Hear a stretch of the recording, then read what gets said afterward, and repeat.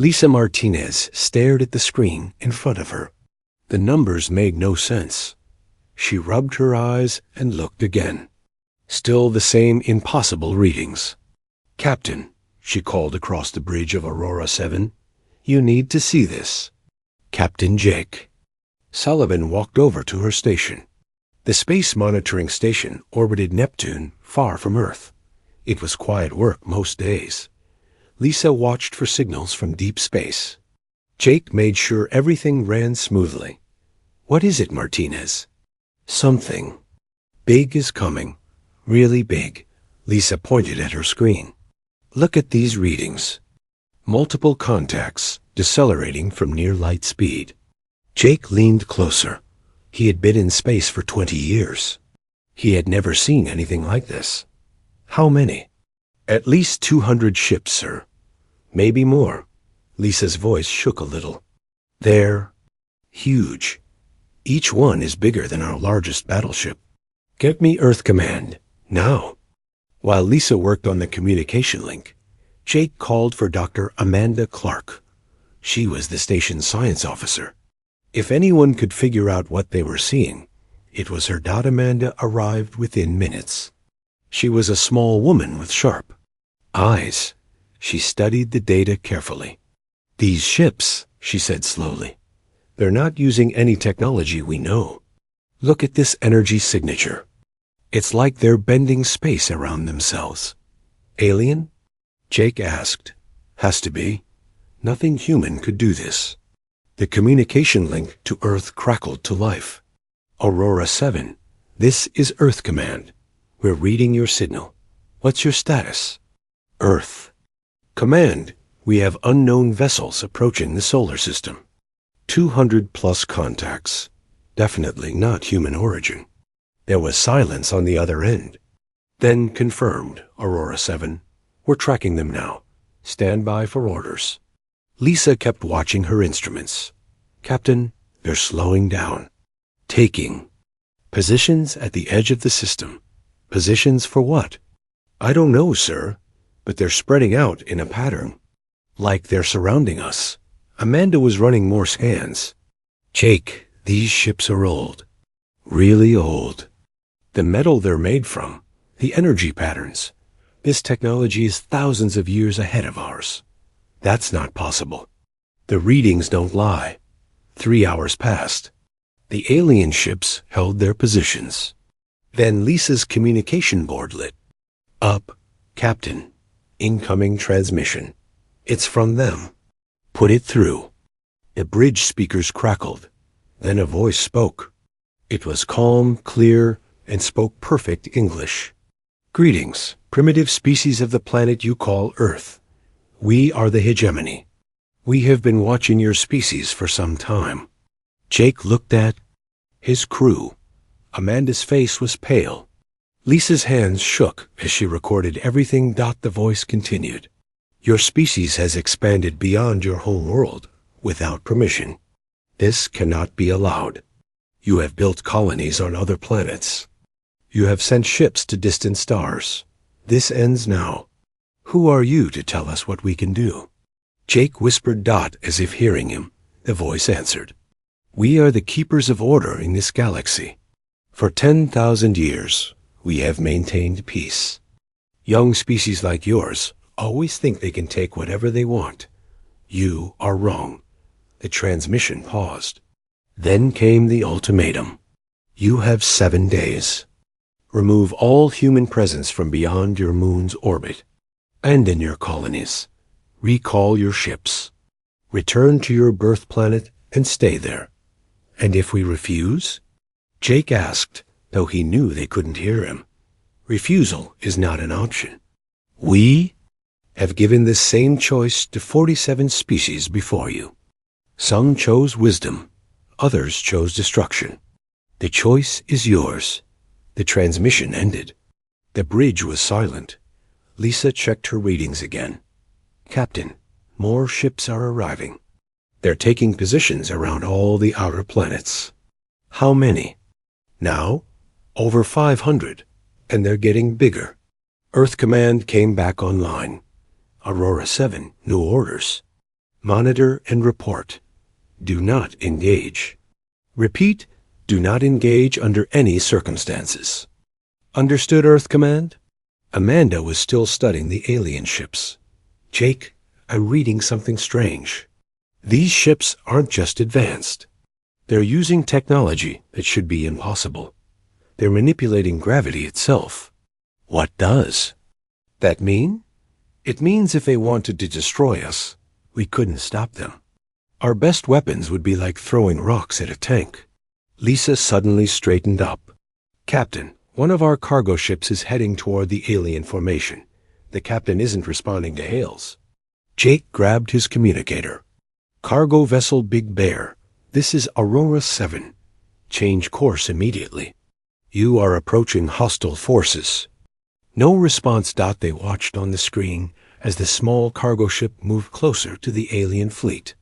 It was carrying supplies to the Mars colonies. The pilot probably didn't even know about the aliens yet. He's too close, Amanda whispered. One of the alien ships turned toward the cargo vessel. There was no flash of light, no explosion, no debris. The cargo ship simply stopped existing. 1 second it was there. The next second, empty space. Lisa stared at her screen. What happened to it? Gone, Amanda said quietly. Just gone. The alien voice returned. That was a demonstration. Your species has 6 days and 18 hours remaining. Use this time. Wisely, Jake felt cold. In 20 years of military service, he had never felt so helpless. These aliens could erase human ships without even trying. If they wanted to destroy Earth, nothing could stop them. Get me a secure line to Earth Command, he ordered. Priority, Alpha. While Lisa worked on the connection, Jake looked out at the alien fleet. Hundreds of ships that could destroy entire worlds. All aimed at humanity. Earth Command, this is Sullivan. We need to talk. And we need to start preparing for the worst. The war for humanity's survival had begun.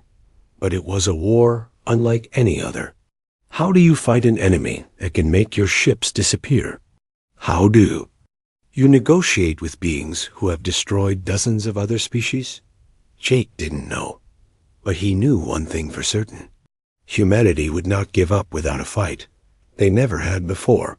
They wouldn't start now, even if the fight seemed impossible. To win. President Catherine Boyd stood in the emergency meeting room deep under the White House. The room was full of Earth's most important leaders. Everyone looked worried. Tell me what we know, she said to Admiral Frank Harrison. The admiral was a big man with gray hair. He had fought in 3 wars, but he had never faced anything like this. The aliens call themselves the Hegemony. They have over 800 ships now. More arrive every hour. Our best guess is they could destroy every city on Earth in less than an hour. What about our defenses? Useless. They have technology we can't even understand. When they destroyed that cargo ship, there was no energy signature, no weapon discharge. The ship just stopped existing. Ambassador Patricia Wells spoke up. She was the head of Earth's diplomatic corps. We need to try talking to them. War isn't the answer here. They're not interested in talking, Admiral Harrison replied. They gave us an ultimatum. Submit or die.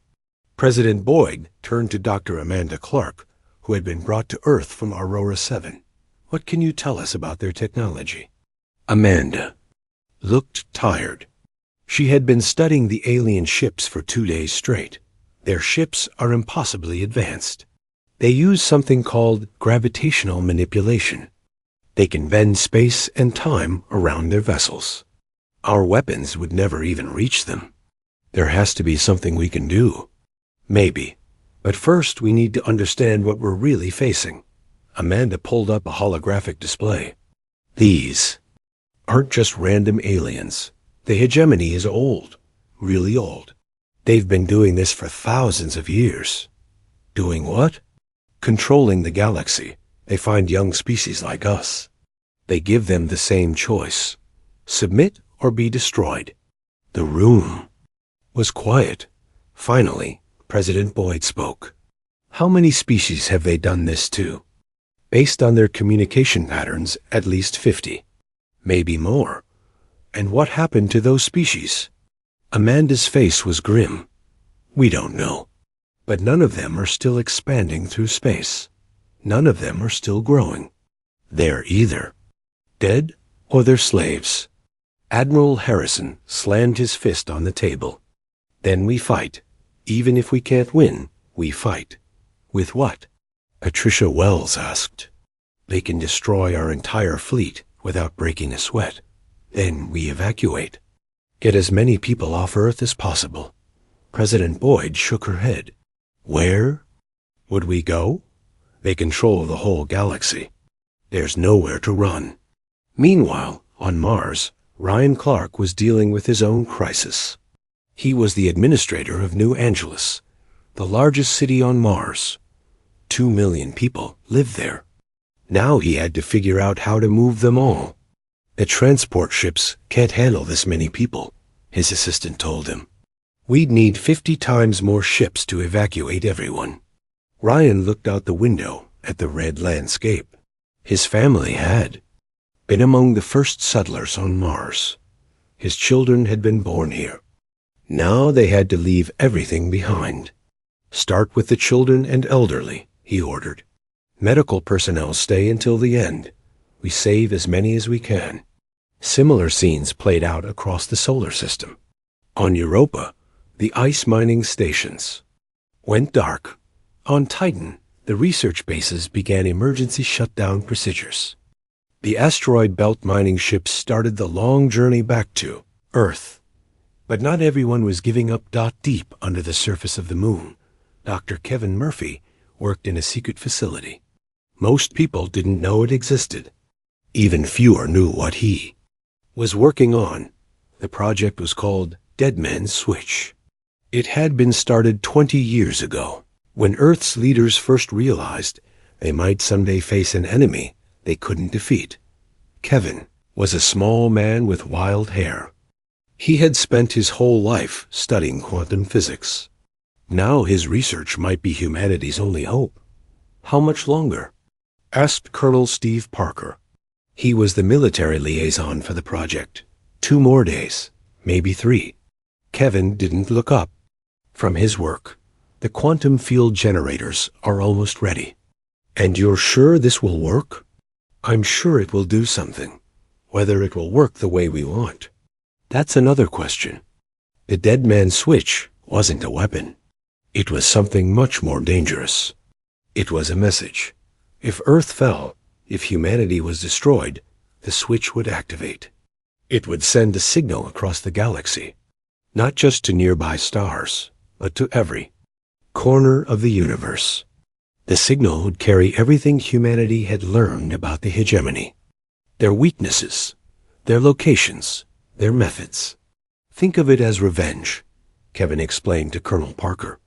If they destroy us, we'll make sure everyone knows who did it and how to hurt them. Back on Earth, the evacuation continued.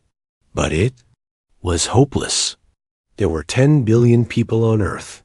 The transport ships could only carry a few million. President Boyd called another meeting. This time, fewer people were present, only the most trusted advisors. We need to make a decision, she said. Do we fight or do we surrender? If we fight, everyone dies, Patricia Wells said. If we surrender, maybe some of us survive. As slaves, Admiral Harrison added, better than being dead. Is it? President Boyd asked. Amanda, tell us about the other species. The ones that surrendered. Amanda pulled up new data. I've been studying their communication networks. The hegemony doesn't just control these species. They use them. Their technology, their resources, their people. It's not slavery. It's worse. How so? They don't just conquer civilizations. They absorb them. The species that surrender don't stay separate. They become part of the hegemony. Their children are raised as hegemony citizens. Their culture disappears. Complete assimilation, Admiral Harrison said. Exactly. In a few generations, there's nothing left of the original species. President Boyd was quiet for a long time. Finally, she spoke. Then we can't surrender. But we can't win either, Patricia Wells protested. Maybe not. But we can make sure the cost is too high. She turned to Admiral Harrison. How many ships do we have? Our entire fleet? Maybe 300 ships. Most of them are transports or mining vessels. And the hegemony? Over 1,000 ships now, each one more powerful than our entire fleet combined. Then we need to be smart about this. President Boyd looked around the room. What's the status of the Dead Man's Switch? Nearly ready, Colonel Parker reported. Dr. Murphy says 2 more days. Good. Then we have a plan. What plan? Patricia. Wells asked. We evacuate as many people as possible. We make it look like we're surrendering. And when they get close enough, we activate the switch. That's suicide. Maybe, but it's suicide with a purpose. President Boyd stood up.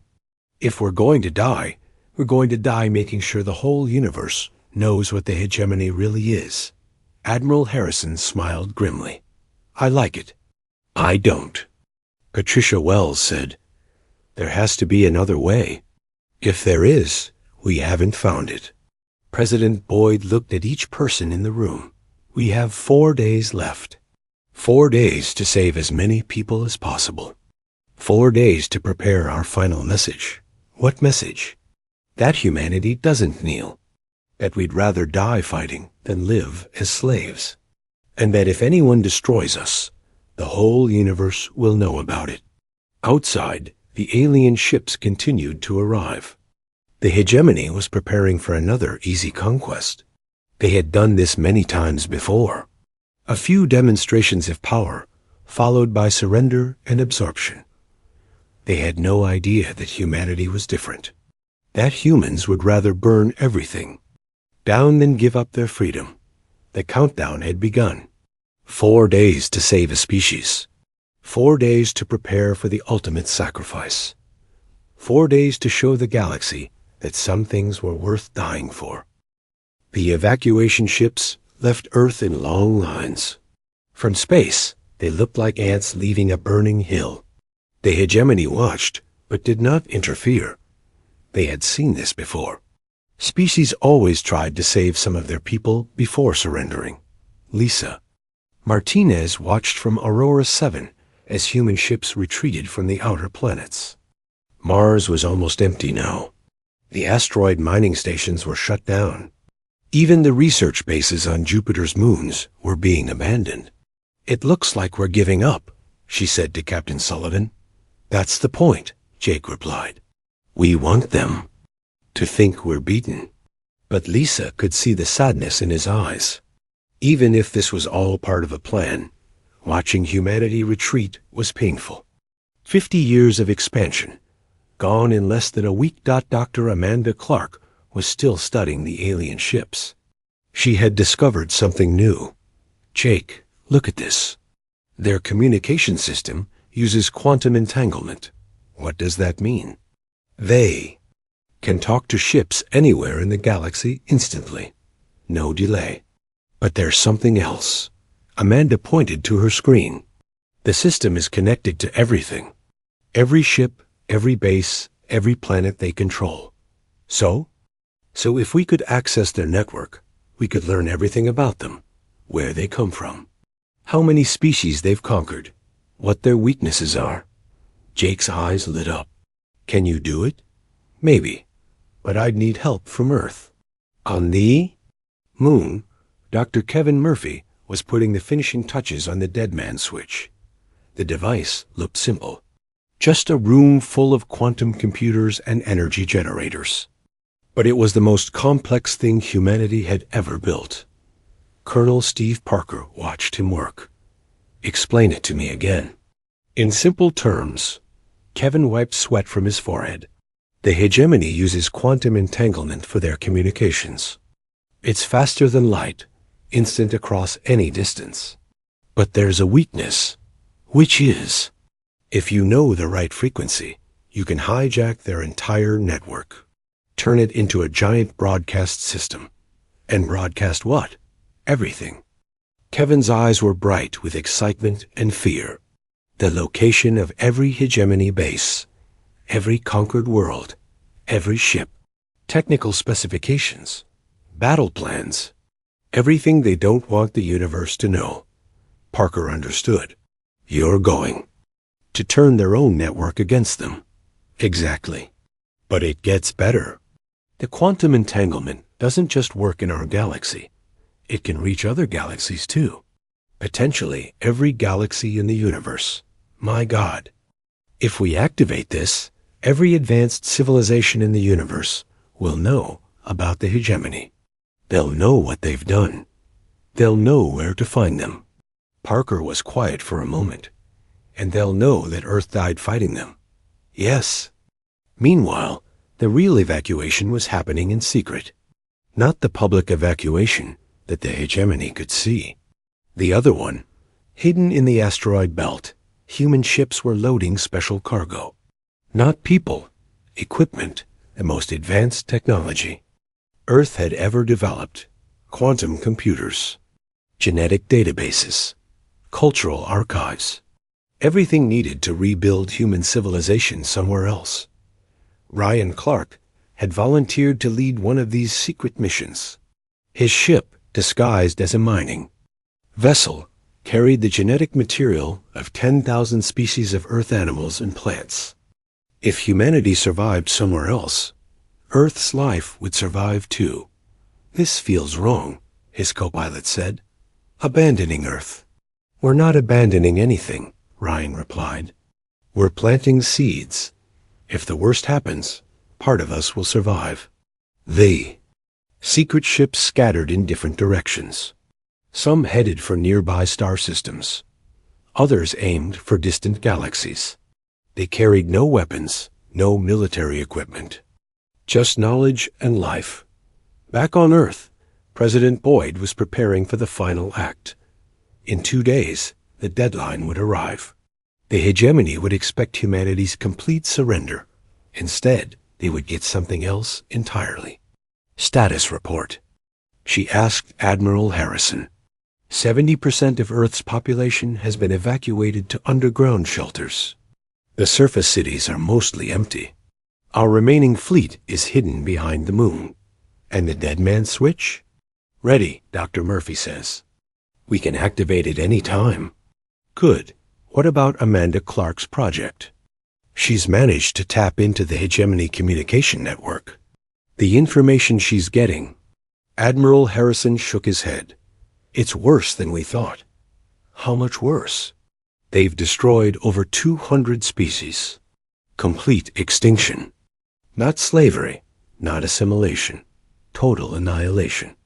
President Boyd felt sick. How many survived by surrendering? 12 species. But Amanda was right. They're not really alive anymore. The hegemony has changed them completely. Used genetic engineering and mind control. They're basically robots now. Then we have no choice. No choice at all. On Aurora. 7. Lisa was monitoring hegemony communications when she heard something that made her blood run cold. Captain, you need to hear this. Jake rushed to her station. What is it? I picked up a transmission between 2 hegemony commanders. They're not planning to let humanity surrender. What do you mean? They're going to destroy us anyway. Even if we give up completely. They've decided we're too dangerous to keep alive. Jake stared at the screen. Are you sure? Listen for yourself. The alien voices were speaking in their own language, but the translation software worked well enough. This species is different from the others. Too aggressive. Too innovative. Even if they surrender, they will eventually cause problems. Agreed. Better to eliminate them entirely. We can tell the other species that they chose to fight. When do we begin the extermination? Tomorrow. We will give them one final chance to surrender. When they do, we will destroy them anyway. Jake. Felt cold. Get me Earth Command. Priority Alpha. The communication link crackled to life. Earth Command here. We've intercepted hegemony communications. They're planning to destroy us regardless of whether we surrender or not. There was silence. On the other end. Then, confirmed. We suspected as much. New orders, Aurora 7. Begin final preparations. Understood. Jake turned to his crew. You heard them. It doesn't matter what we do. They're going to kill us all anyway. So what do we do? Lisa asked. We make sure they regret it. Dr. Amanda. Clark looked up from her station. Jake, I've finished mapping their network. I know where everything is. Every ship, every base, every conquered world. How many? 15,000 star systems under their control. 300 billion beings living as slaves. And something else. Her voice dropped to a whisper. I found the location of their home world. Where? The galactic core. They're from one of the oldest star systems in the galaxy. That's why they think they have the right to control everyone else. Jake smiled grimly. Not anymore. Send all that data to Earth. Make sure it gets uploaded to the Dead Man Switch. Already done. Across the solar system, humans made their final preparations. Not for surrender. Not for evacuation. For revenge. The hegemony had made one critical mistake. They had assumed that humans were like every other species they had encountered. Rational. Willing to accept slavery if it meant survival. They had no idea that humans would rather die than kneel. That humanity's greatest strength was also its greatest madness. The willingness to destroy everything rather than accept defeat. In 24 hours. The deadline would arrive. The hegemony would demand surrender.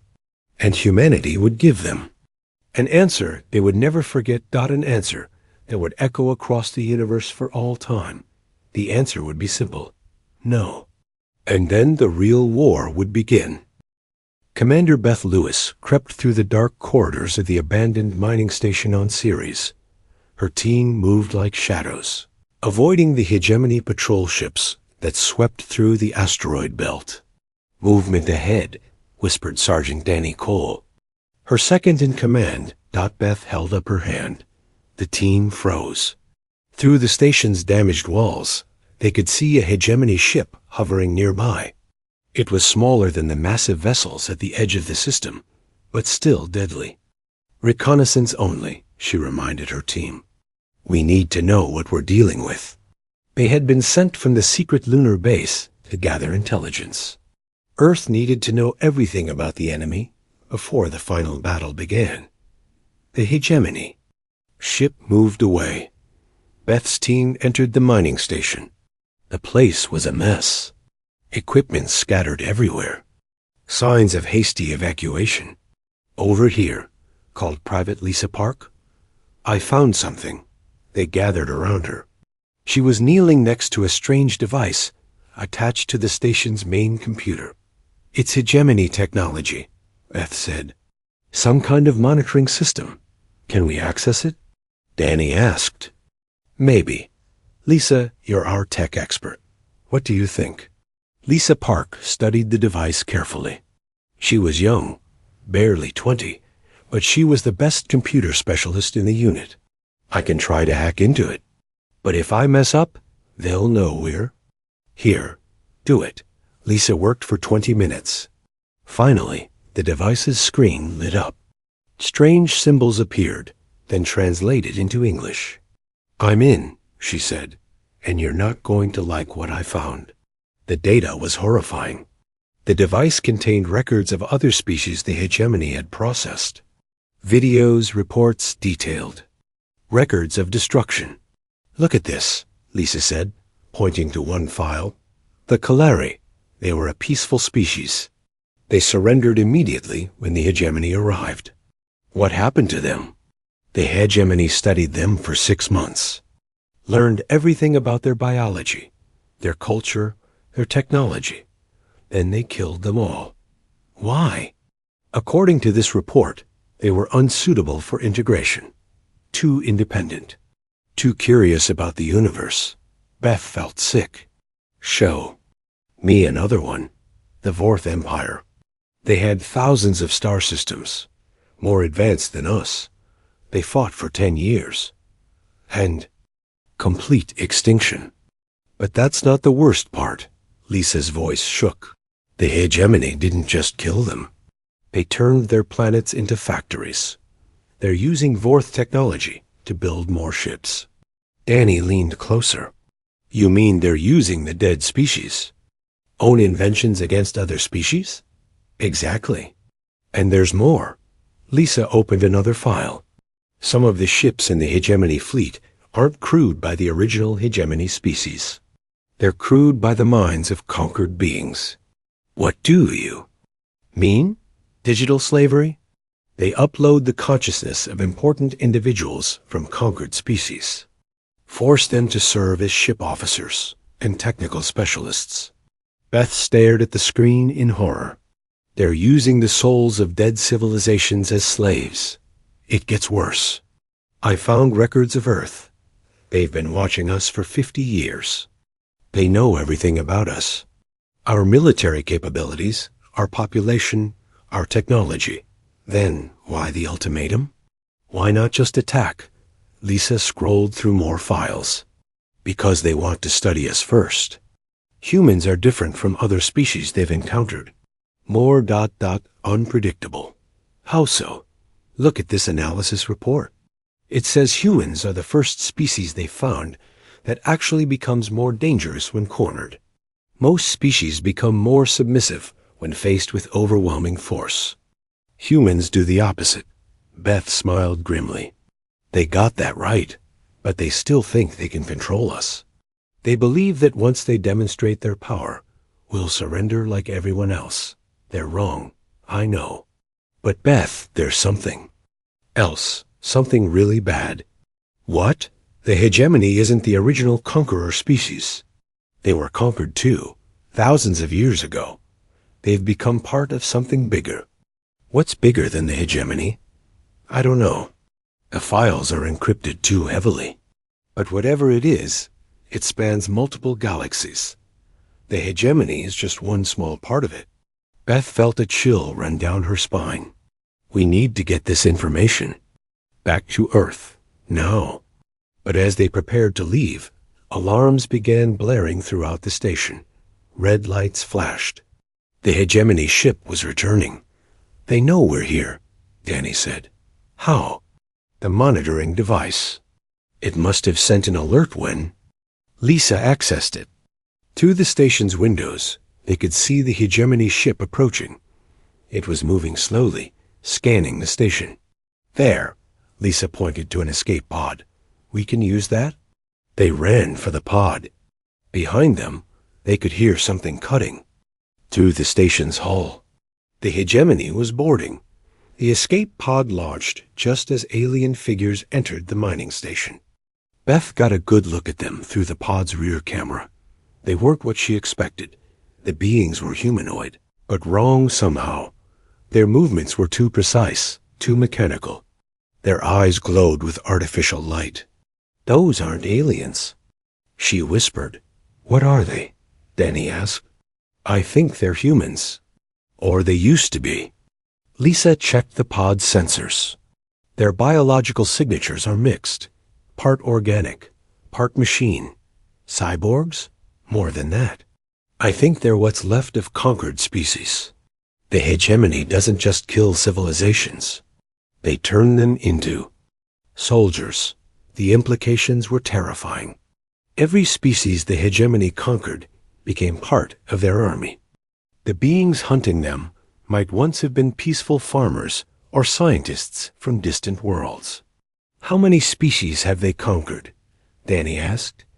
According to the files, over 200. That means their army includes soldiers from 200. Different civilizations, all forced to serve, all turned into weapons. The escape pod's engines pushed them toward Earth. Behind them, the hegemony ship followed at a distance. It wasn't trying to catch them. It was hurting them.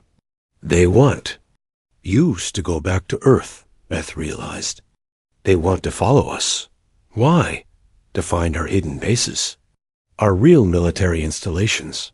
Beth made a decision. Change course. Head for the outer system. We'll transmit our data from there. But that means we can't go home. Home might not exist much longer anyway. They flew toward the edge of the solar system, the hegemony ship still following.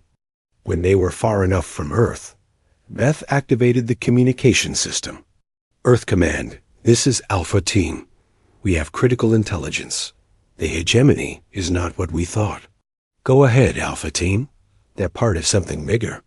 A multi-galactic empire. And they don't just kill conquered species. They turn them into soldiers. There was silence on the communication channel. Then, confirmed, Alpha Team.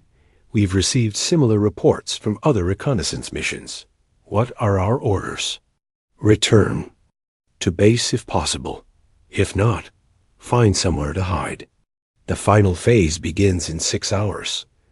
What's the final phase? Operation Last Light. We're going to show the universe what happens when you threaten humanity. Beth looked at her team. They were good soldiers. They deserved to know the truth. Earth is going to sacrifice itself, she told them.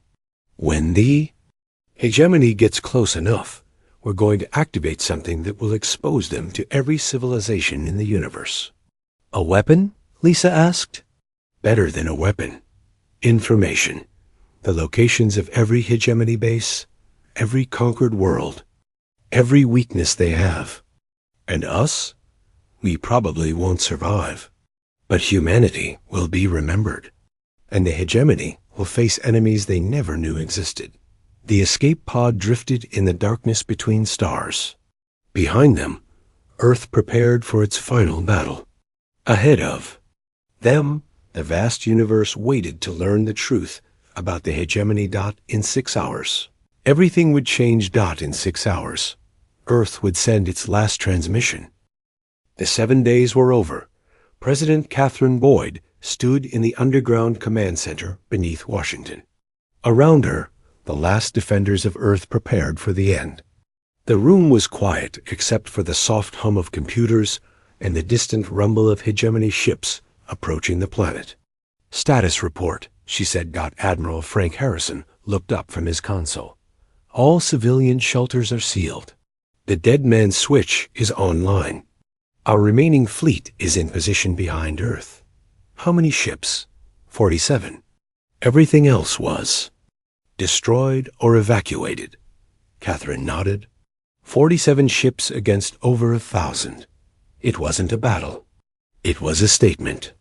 Communication from the hegemony, reported the communications officer.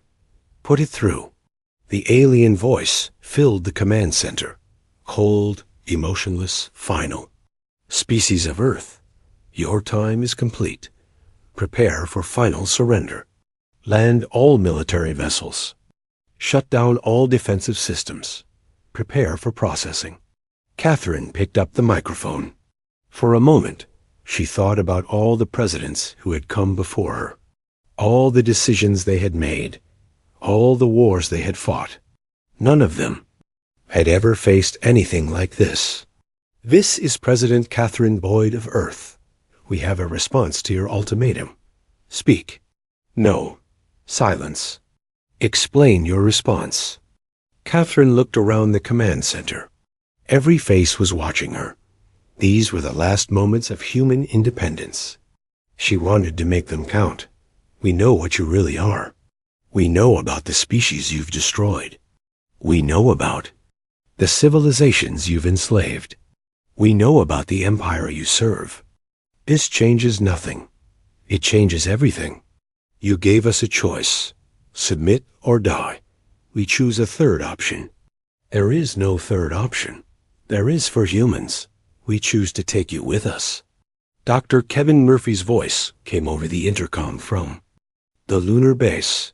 Dead Man's switch is armed and ready. All quantum beacons are in position. What is this device? The hegemony voice asked. Catherine smiled. Your worst nightmare. Transparency. She turned to Admiral Harrison. Begin operation. Last light. Across the solar system, hidden beacons came online. Colonel Steve Parker had spent months placing them in secret locations. Asteroid mining stations, abandoned satellites, even hidden in the hulls of evacuation ships. Quantum field building, Dr. Murphy reported from the moon. 30 seconds. To activation. The hegemony ships moved closer to Earth. They had done this so many times before. The pattern was always the same. A few demonstrations of power, then surrender, then processing. They had no idea what was coming. Field at maximum strength, Murphy announced. Linking to hegemony communication network. On Aurora 7, Lisa Martinez watched her instruments go crazy. Captain, something's happening to their ships. Jake Sullivan looked at the readings. What kind of something? Their communication system is lighting up like a Christmas tree. Every ship is transmitting at once. To who? Everyone. The signal is bouncing across quantum space. It's reaching every corner of the galaxy, maybe beyond. Dr. Amanda Clark was monitoring the alien network from her station on Earth. It's working. We're inside their system. All their data is uploading to the quantum field. How much data? President Boyd asked. Everything. Star charts showing every conquered world. Technical specifications of their ships. Battle plans. The location of their home system. The truth about every species they've destroyed. And where? Is this information going? Everywhere. Every advanced civilization in this galaxy will receive it. And the quantum resonance is strong enough to reach other galaxies too. The hegemony finally understood what was happening. Their ships began firing at the quantum beacons, but it was too late. The information was already spreading faster than light across the universe. Human species, the alien voice said. Cease this transmission immediately.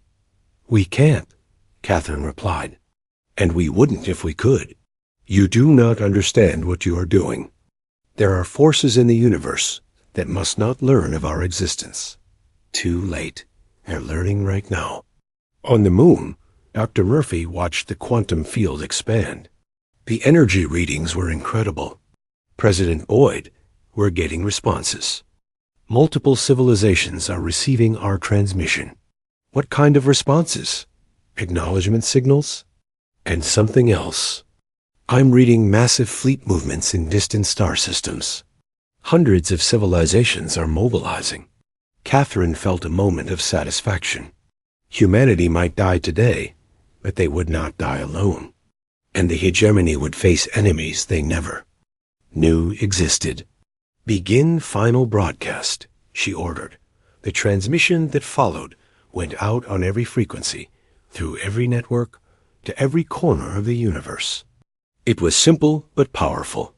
To any civilization receiving this message, we are the humans of Earth. We are about to be destroyed by an empire that calls itself the hegemony. They have destroyed over 200 species before us. They will destroy more after us, unless you stop them. We have uploaded everything we learned about them. Their locations, their weaknesses, their methods. Use this information. Save your own worlds. Remember that Earth died fighting. We do not ask for rescue. We do not ask for salvation. We ask only for justice. Make them pay for what they have done. Make them remember that some species cannot be conquered. This is humanity's last transmission. We go into the dark fighting. Follow our example. The hegemony ships opened fire. Earth's defense fleet met them in space above the planet. 47 human ships against 1,000 alien vessels. The battle lasted exactly 8 minutes, but those 8 minutes were enough as the last human ship exploded. The quantum transmission reached its peak. The information about the hegemony spread to 73 different galaxies. Over 10,000 advanced civilizations received the data. The hegemony, turned their weapons on Earth itself. The planet burned. But even as the cities died, the quantum beacons continued transmitting. The truth about the hegemony spread across the universe like wildfire in distant galaxies. Ancient civilizations that had hidden from the hegemony for millennia began preparing for war. Species that had never heard of humans learned about the Fun, small planet that chose death over slavery. The transmission finally ended when the last beacon was destroyed. Earth was silent.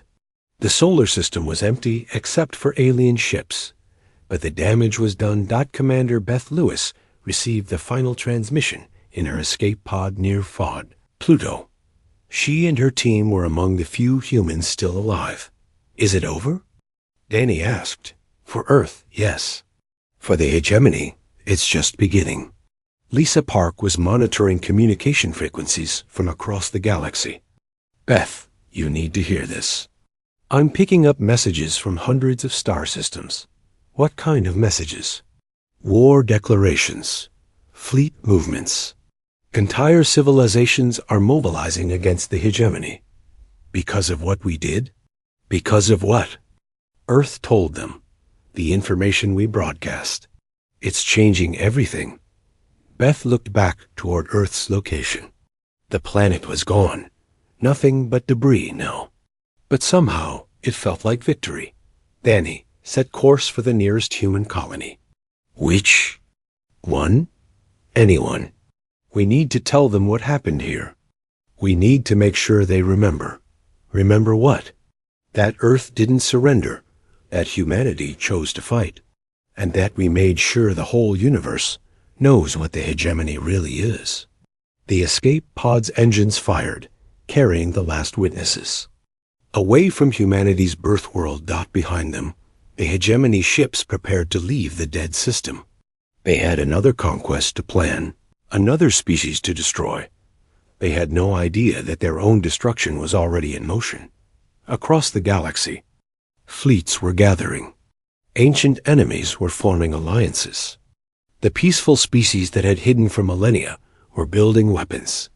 All because a small blue planet had chosen to die rather than kneel. All because humanity had sent one final message to the universe. You should have asked permission. War for the galaxy had begun. Earth was gone, but Earth's children among the stars would remember. They would carry the story of humanity's last stand to every corner of the universe.